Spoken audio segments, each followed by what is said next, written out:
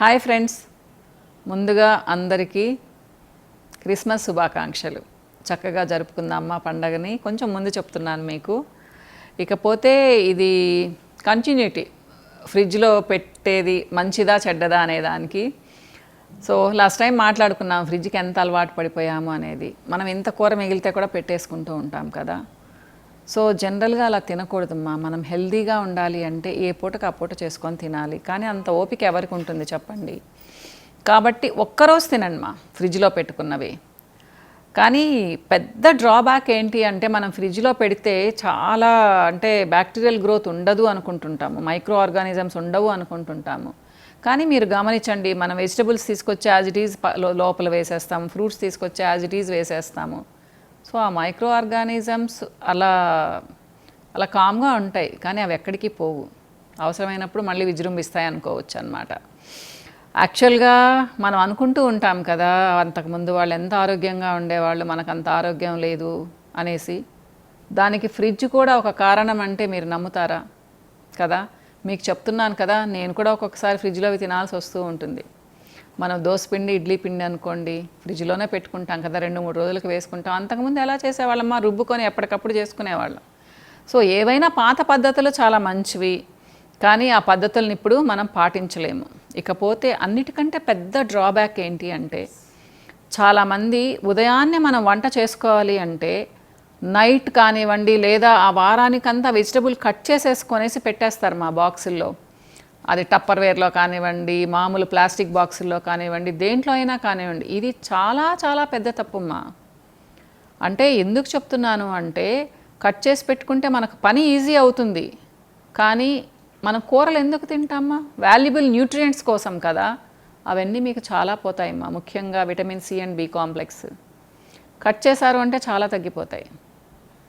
Boil చేసి పెడితే ఇంకా పోతాయి అనుకోండి, అది వేరే విషయము. ఇంకొకటి ఏంటి అంటే, ముఖ్యంగా వాటర్ గురించి మాట్లాడుకున్నాం కదా. ఇంకొక విషయం చెప్పాలనుకున్నది ఏంటి అంటే, చల్లటి మంచినీళ్ళు తాగే వాళ్ళకి కాన్స్టిపేషన్, స్టమక్ అప్సెట్స్ కూడా ఎక్కువ ఉంటాయమ్మా. మీరు గమనించండి.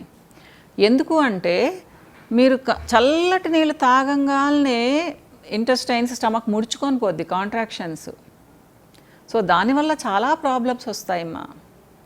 కాబట్టి మరీ చల్లగా తాకండి, ఏ సీజన్లో అయినా కానీ, ఈవెన్ సమ్మర్లో అయినా కానివ్వండి. ఎప్పుడో ఏమో నెలకు 1-2 సార్లు సాఫ్ట్ డ్రింక్స్ తాగితే ఓకే, కానీ ప్రతిరోజు మీరు తాగే వాటర్ని మరీ చల్లగా తాగారు అంటే తప్పకుండా మీకు గట్ ప్రాబ్లమ్స్ వస్తాయి, డైజెషన్ ప్రాబ్లమ్స్ వస్తాయి. ఎప్పుడు కూడా మన పొట్ట హెల్తీగా ఉండాలిమ్మా. సో ఎవరైతే 60-70 ఏళ్ళు వచ్చినా, 80 ఏళ్ళు వచ్చినా అన్నీ తినగలరో వాళ్ళు చాలా ఆరోగ్యంగా ఉన్నట్టు. అంతే కదా. మనకు ఫ్యూయల్ మన ఫుడ్. మన డైజెషన్ ఎంత బాగుంటే, మన స్టమక్ ఎంత బాగుంటే, మన డైజెస్టివ్ సిస్టమ్ ఎంత హెల్తీగా ఉంటే మనం అంత హెల్తీగా ఉంటాం. కానీ ఇప్పుడు చూడండి, 20 ఏళ్ల వాళ్ళకే అల్సర్లు అంటారు, 25 ఏళ్లకే గ్యాస్ట్రిక్ ప్రాబ్లం అంటారు, 30 ఏళ్ళకి ఇంకా ఏదేదో చాలా ప్రాబ్లమ్స్, అవి తినలేము, ఇవి పడవ, అవి పడవ అంటారు. చిన్నపిల్లలకైతే 40%కి కాన్స్టిపేషన్. దీనికి ఇంకొక కారణం కూడా ఏంటి అంటే, ఫైబర్ తీసుకోకపోవడం ప్లస్ మీట్. ఇక్కడ నేను కుకింగ్ మెథడ్స్ నుంచి, అంటే ఫ్రిడ్జ్ గురించి ఇంకా ఆల్మోస్ట్ చెప్పుకున్నట్టేమా. ఇంకొక పాయింట్ చెప్తాను. ఏంటి అంటే, ఫ్రిడ్జ్ మనం యాక్చువల్గా చెప్పాలి అంటే వారానికి ఒకసారి క్లీన్ చేసుకోవాలి, కానీ మనం ఎవరం చేయము. నెలకొకసారి చేస్తే కూడా గొప్పే కదా కదా. కానీ చేసుకోండి మా. ఏదైనా మైల్డ్ డిటర్జెంట్తో కానీ, లేదా వాటర్లో వినిగర్ వేసి దాంతో ఒక సాఫ్ట్ క్లాత్తో కానీ నీట్గా తుడుచుకోవాలి. సో మనం అప్పుడు ఈ బ్యాక్టీరియల్ గ్రోత్ని తగ్గించుకోవచ్చు. సో చాలా రకాల మైక్రో ఆర్గానిజమ్స్ డెవలప్ అవుతాయమ్మా. రెగ్యులర్గా ఫ్రిడ్జ్లో తినే వాళ్ళకి స్టమక్ అప్సెట్స్ ఎక్కువగా ఉంటాయి, ఇది నమ్మండి. ఇకపోతే కుకింగ్ మెథడ్స్కి వద్దాము. ఇది నేను చాలా బ్రీఫ్గా చెప్తాను మీకు, సోదిలాగా ఏం చెప్పను నేను.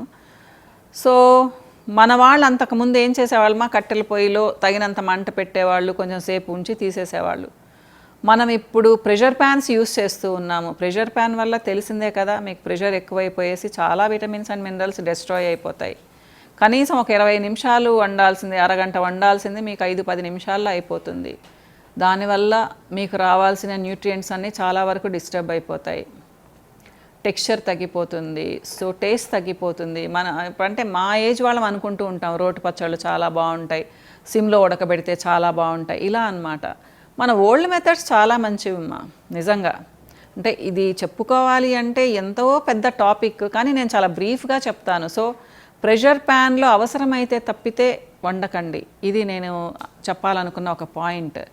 ఇకపోతే చికెన్ కానివ్వండి, మీట్ కానివ్వండి, ఇప్పుడు బ్రాయిలర్స్ చాలా ఫాస్ట్గా ఉడుకుతున్నాయి, కానీ మనం ఏం చేస్తామంటే ఒక్కొక్కసారి ఫస్ట్ బాయిల్ చేస్తాము, మళ్ళీ దాన్ని ఫ్రై చేస్తాము. ఈ కుకింగ్ మెథడ్ మీరు ఒక 30-40 నిమిషాలు పెట్టారనుకోండి, సో ప్రోటీన్ చాలా హార్డ్ అయిపోద్దిమ్మా. అంటే విటమిన్స్ అన్నీ డిస్ట్రాయ్ అయిపోతాయని చెప్పను, కానీ బీ కాంప్లెక్స్ అయితే వెళ్ళిపోయి ఉంటాయి, ఎందుకంటే బాయిల్ చేసిన తర్వాత బీ కాంప్లెక్స్ ఏమి ఉండవు, వెళ్ళిపోతాయి చాలా వరకు. ఇకపోతే ప్రోటీన్ అనేది ఉంటుంది, కానీ అది హార్డ్గా అయిపోతుంది. సో కాబట్టి మనకు డైజెస్ట్ అవ్వదు. మీట్ కూడా అంతేమ్మా, మనం ఇష్టంగా తింటాము, కానీ మన బాడీ ఎంత రిసీవ్ చేసుకుంటుంది, ప్రోటీన్ ఎంత అబ్జార్బ్ చేసుకుంటుంది అనేది మనకు తెలీదు. సో కుకింగ్ టైం వచ్చేసి చికెన్ అయితే 20-25 మినిట్స్ మటన్ అయితే లేదా రెడ్ మీట్ అయితే 40 మినిట్స్, అంటే తక్కువైతే ఇంకొంచెం తక్కువ టైం పడుతుంది. కానీ మనం ఇవన్నీ ప్రెషర్ ప్యాన్లో పెట్టేస్తాము కదా, మనకంత ఓపికలు లేవు. కానీ ట్రై చేసి చూడండి, టేస్ట్ కూడా చాలా బాగుంటుంది ఓకేనా. కుకింగ్ టైం చూసుకోండి. ఇకపోతే ఎగ్ అయితే మనం అలా పెట్టేసేసి అని ఒక 20 నిమిషాలు కూడా ఉంచేస్తాం. యాక్చువల్గా మా పాప ఎప్పుడు గొడవ చేస్తూ ఉంటుంది, లోపల యోక్ కలర్ మారకూడదు అని చెప్పేసి, కొంచెం చాలా సాఫ్ట్గా ఉండాలని. నాకేమో కొంచెం అలా జ్యూసీగా ఉంటే నేను అసలు తినలేను ఎగ్ని. సో ఎగ్ టైం వచ్చేసి ఎలా చెప్పుకోవాలి అంటే, బాయిలింగ్ స్టేజ్కి వచ్చిన తర్వాత మూత పెట్టేసి సిమ్లో పెట్టిన తర్వాత 7-8 మినిట్స్ ఉంచితే చాలుమ్మా. తర్వాత దాంట్లో చల్లటి నీళ్ళు పోసేస్తే పర్ఫెక్ట్గా వస్తుంది ఎగ్. కానీ మనము చాలాసేపు ఉంచుకుంటాము హాట్ బాయిల్డ్ ఎగ్స్. ఇంకా కొంతమందికి చాలా సాఫ్ట్గా కావాలి అనుకుంటే 4-5 మినిట్స్ కూడా సరిపోతుంది. మూత పెట్టిన తర్వాత బాయిలింగ్ టెంపరేచర్కి వచ్చిన తర్వాత, మీరు స్టవ్ మీద పెట్టిన దగ్గర నుంచి కాదు, ఇది చూసుకోండి. ఇక వెజిటబుల్స్ అయితే యాక్చువల్గా చెప్పాలి అంటే వెజిటబుల్స్ కొద్దిగా వాటర్ పోసుకొని కొంచెం ఉడికించుకొని షాలో ఫ్రై చేసుకోవడం చాలా మంచిది. ఇది నేను వంట చేసేటప్పుడు చాలా బాగా చేసుకునేదాన్ని. ఇప్పుడు నేను కూడా కుక్స్ మీద డిపెండ్ అయి ఉన్నాను. సో వాళ్ళు ఏం చేసి పెడితే అది తినాల్సి వస్తుంది. మొత్తుకుంటూనే ఉంటాను, కానీ మనం చెప్పినట్టు చేయరు కదా. కాబట్టి ఎంత న్యూట్రియంట్స్ మాకు వస్తున్నాయో మాకే తెలియదు. కానీ మీరు చేసుకునే పని అయితే, అంటే మీరు వంట చేయరా అని అనుకోకండి, నేను అప్పుడప్పుడు కిచెన్లోకి వెళ్తూ ఉంటాను. మరీ కోపం వచ్చినప్పుడు, మరీ నాకు చెత్తగా ఉందనుకున్నప్పుడు వెళ్ళిపోతాను ఒక 2 డేస్, ఏదో 1-2 కూరలు చేసుకుంటాను. వంట నాకు చాలా బాగొచ్చు. ఇకపోతే మీరు చేసుకునే పని అయితే వెజిటబుల్స్ని అప్పటికప్పుడు కట్ చేసుకోండి ప్లస్ ఫస్ట్ కడగండి. చాలామంది ఏం చేస్తూ ఉంటారంటే కట్ చేసిన తర్వాత కడుగుతారు, అప్పుడు కూడా న్యూట్రియంట్ లాస్ ఉంటుంది చాలా ఎక్కువగా. ముఖ్యంగా vitamin C and B complex. ఎప్పుడు ఆ పని చేయకండి, ఫస్ట్ కడిగి పెట్టుకోండి, తర్వాత కట్ చేసుకోండి.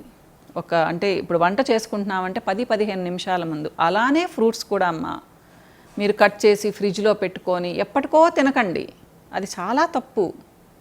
మనం ఫ్రూట్స్ ఎందుకు తింటాము? ముఖ్యంగా విటమిన్స్ అండ్ మినరల్స్ కోసం, ముఖ్యంగా విటమిన్ సి కోసం కూడా.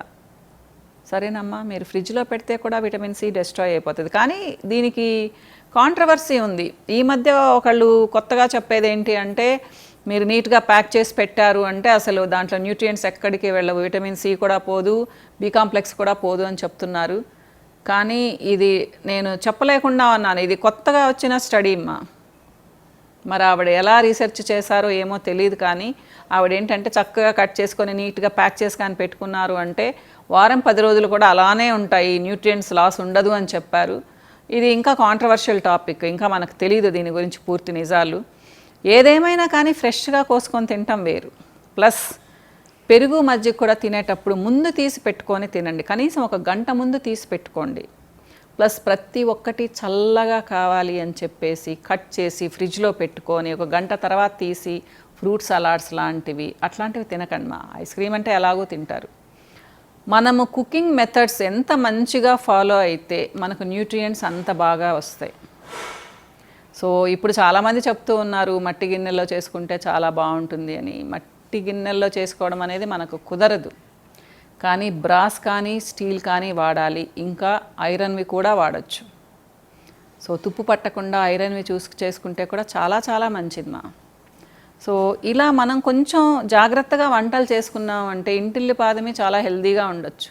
ఎక్కడ మేడం హెల్దీగా ఉండేది అంటారేమో, ఉన్నంతలో హెల్దీగా ఉండొచ్చు మా. పాత రోజులైతే రావు కదా, మనమేమి ఈరోజు ఇప్పుడు కూర్చొని దంచుకుంటూ రుబ్బుకుంటూ ఉండలేం కదా.